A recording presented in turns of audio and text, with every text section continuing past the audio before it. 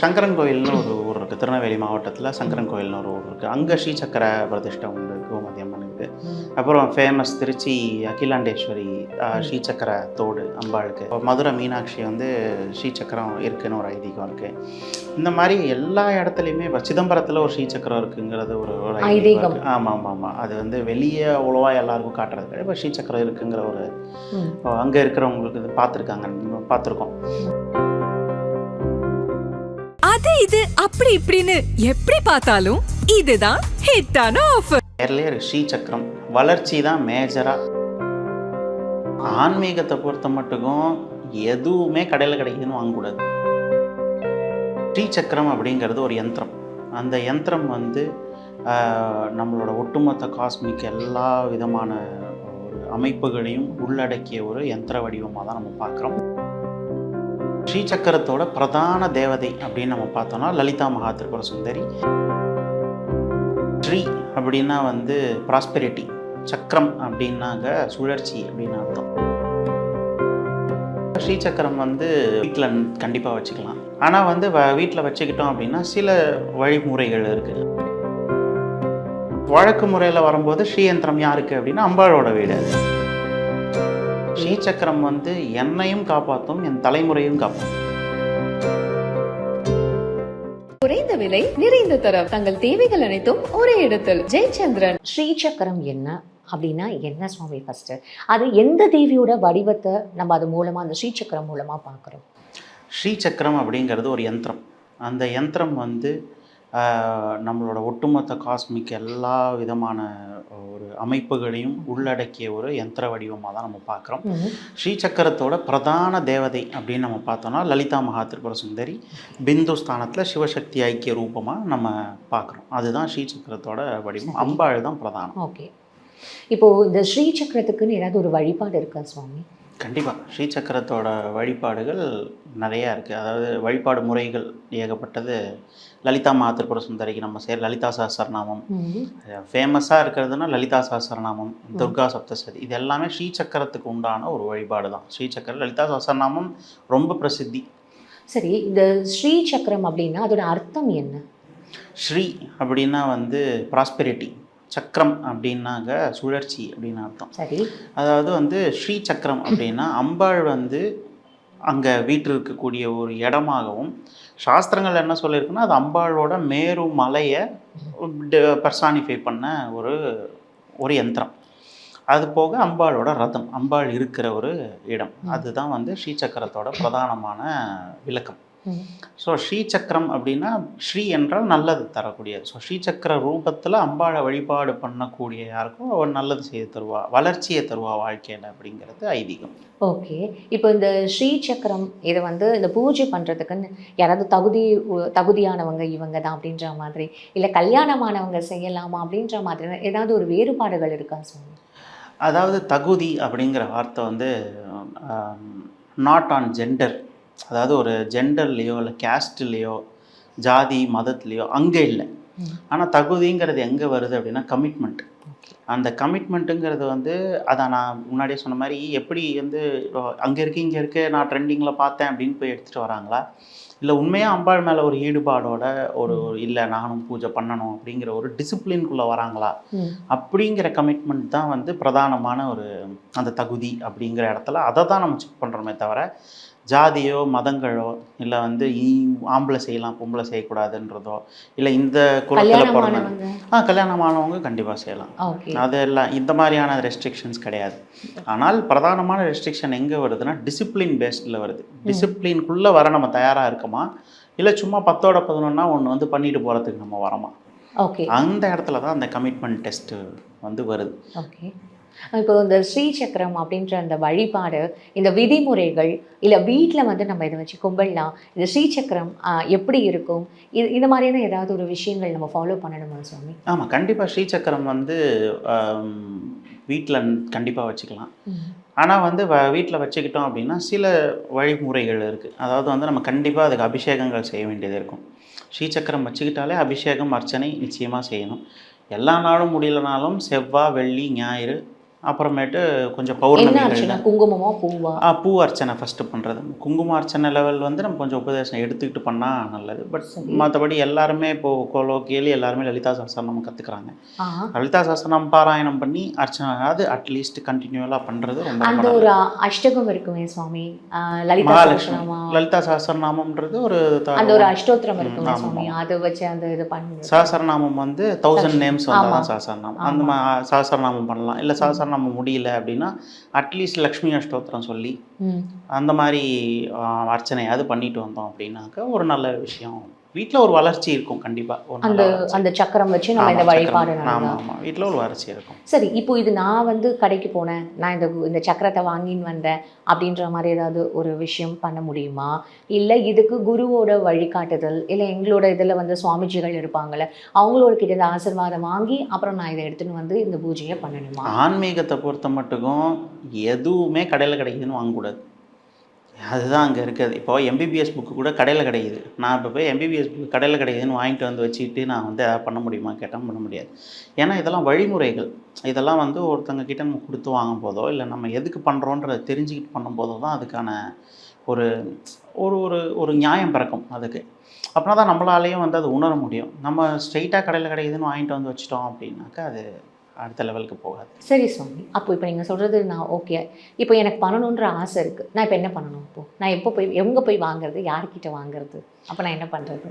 கண்டிப்பாக நம்ம தெரிஞ்ச அதாவது மினிமல் நான் சொல்கிறேன். அட்லீஸ்ட் ஒரு ஜோதிடர்கிட்ட போயிட்டு நான் இந்த மாதிரி ஒரு பூஜை பண்ணணும்னு நினைக்கிறேன், இது என்னோடய கட்டத்தில் இருக்கா, இந்த மாதிரி என்னோடய உபாசனை கட்டங்களில் எனக்கு இந்த தேவதை வந்து காட்டுதா அப்படிங்கிறது மினிமல் செக்கு.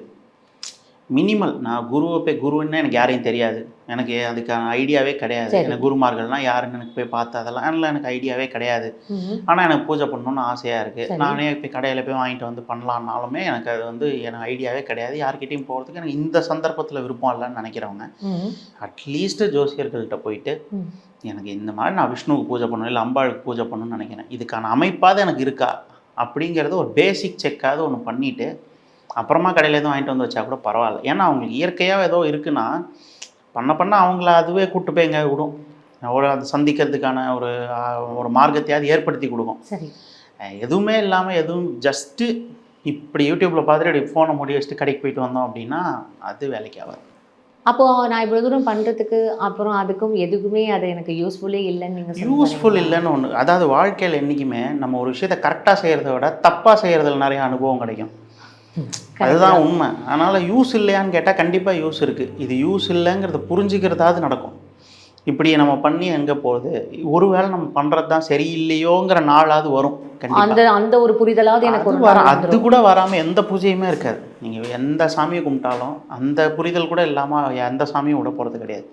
அட்லீஸ்ட் நீ தப்பாக பண்ணுறங்கிறதையாவது உங்களுக்கு காமிச்சு கொடுத்து. ஆமாம், அப்படியாவது நம்ம எங்கேயாவது போவோம் நிச்சயமாக.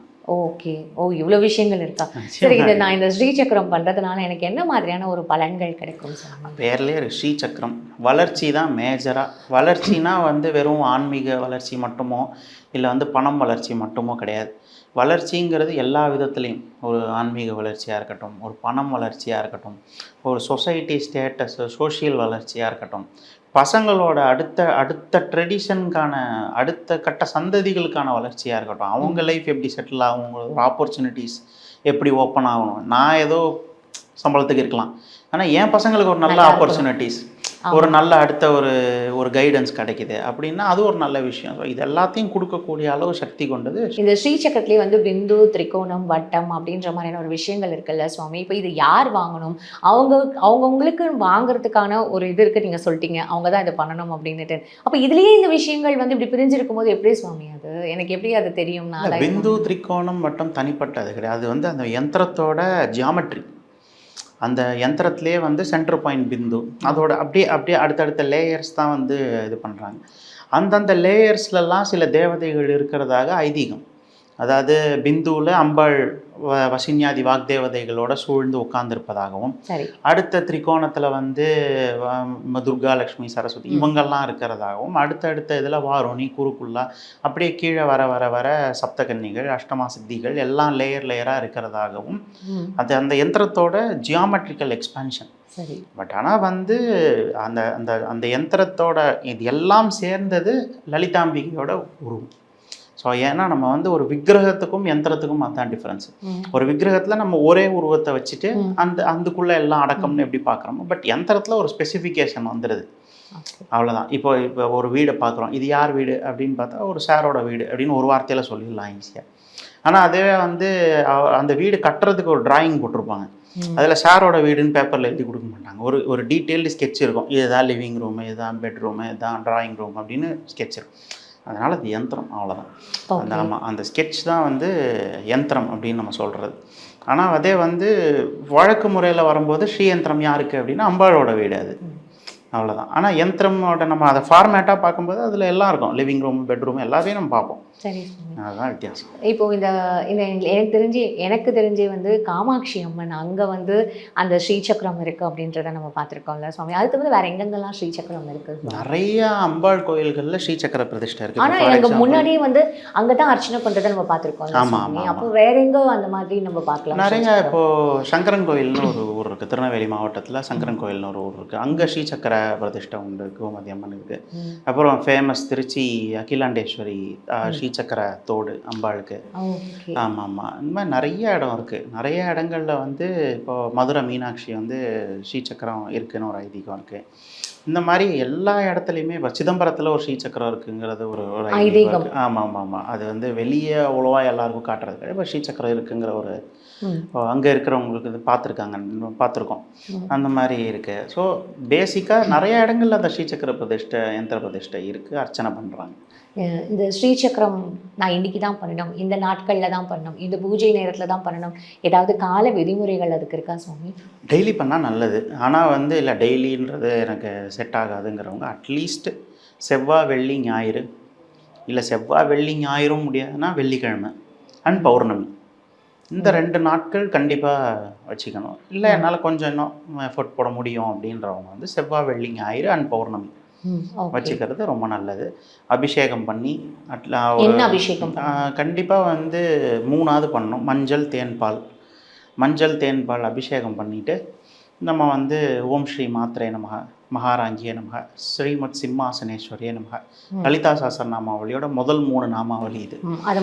அதை சொல்லி அவர் அர்ச்சனையோ அதை ஒன்று பண்ணிவிட்டு நம்ம நைவேத்தியம் வச்சாலே, நைவேத்தியம் எனிதிங் ட்ரை ஃப்ரூட்ஸு இந்த மாதிரி ஏதோ ஒரு நைவேத்தியம் பண்ணி பூஜை பண்ணாலே ஓகே தான்.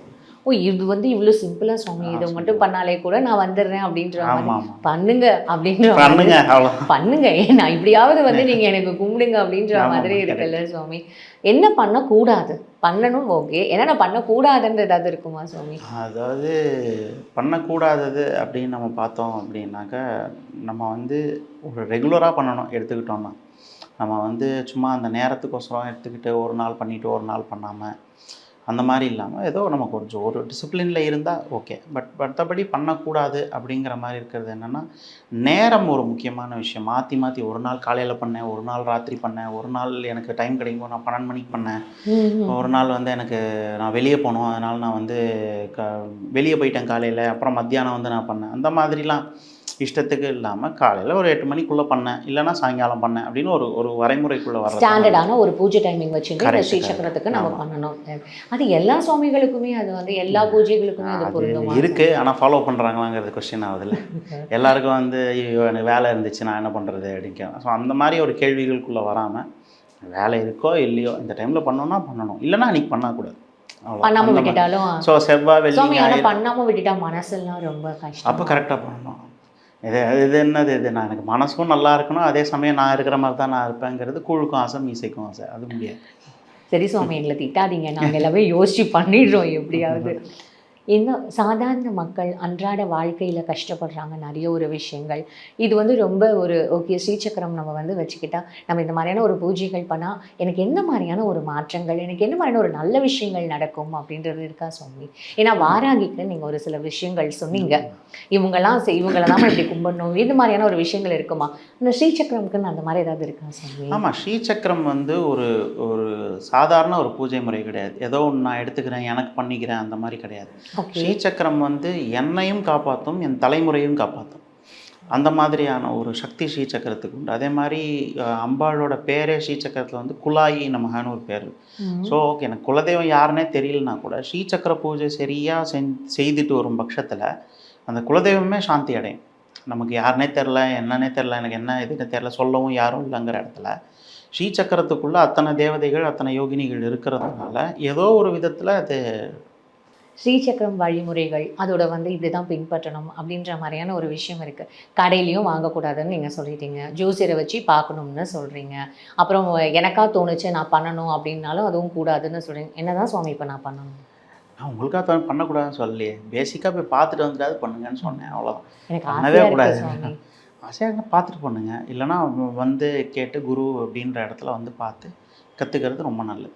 இப்போ இதுக்கும் வந்து அதுதான் சுவாமி நான் கேட்டு, இதுக்கும் வந்து இந்த குருவோட வழிபாடு இல்லை குருவோட அட்வைஸு இல்லை நம்ம ஏதாவது இந்த கேட்டுட்டு பண்ணும்பொழுது அப்போ இதுக்கான ஒரு பலன்கள் இன்னும் ஜாஸ்தியாக ஆகுமா சுவாமி? அந்த மாதிரி ஏதாவது ஒரு அப்போனா தான் விஷயம் பலிதம்னு ஒன்றே நடக்க ஆரம்பிக்கும். நான் வந்து குருன்னே இல்லை, எனக்கு தோணிச்சு நான் பண்ணேன் அப்படின்னு எதுவுமே தான் இல்லை. ஏன் சுவாமி? இப்போ எனக்கு சுவாமி நான் வந்து இப்படி என்னோட வே ஆஃப் வந்து ஒரு ப்ரேயர், நான் இப்படி வந்து சுவாமி கும்பிடணும், எனக்கு பாசிட்டிவிட்டி நிறைய கிரியேட் ஆகும், இதெல்லாம் ஒரு நல்ல விஷயம் தானே. இதுக்கு கூட ஏன் நீங்கள் இவ்வளோ ரெஸ்ட்ரிக்ஷன்ஸ் போடுறீங்க? ரெஸ்ட்ரிக்ஷனே கிடையாது, அது ஆன்மீகத்தில் மட்டும்தான் அதை அப்படி டேக் பண்ணுறாங்க எல்லாரும் ரெஸ்ட்ரிக்ஷனாக. ஏன்னா வந்து சாமி ஏஞ்சி வந்து உனக்கு பண்ண தெரியலன்னு சொல்ல போகிறதில்ல நம்மளை பார்த்து.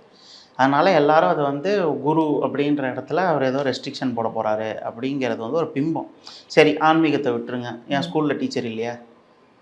என் பிள்ளை என்ன அறிவு கட்டவனா? அவனுக்கு வந்து டீச்சர் இருந்தால் தான் படிப்பானா? ஏன் தானாக படிக்க மாட்டானா? எந்த பேரண்ட்டாக தான் ஆர்கியூ பண்ணுறாங்களா? போய் டீச்சர்கிட்ட விட்டு நல்லா 4 அடி போடுங்க மேடம், வீட்டில் படிக்க மாட்டேங்கிறான், எங்கேயாவது படிக்கணும்னு தான் சொல்லி விட்டு வராங்க.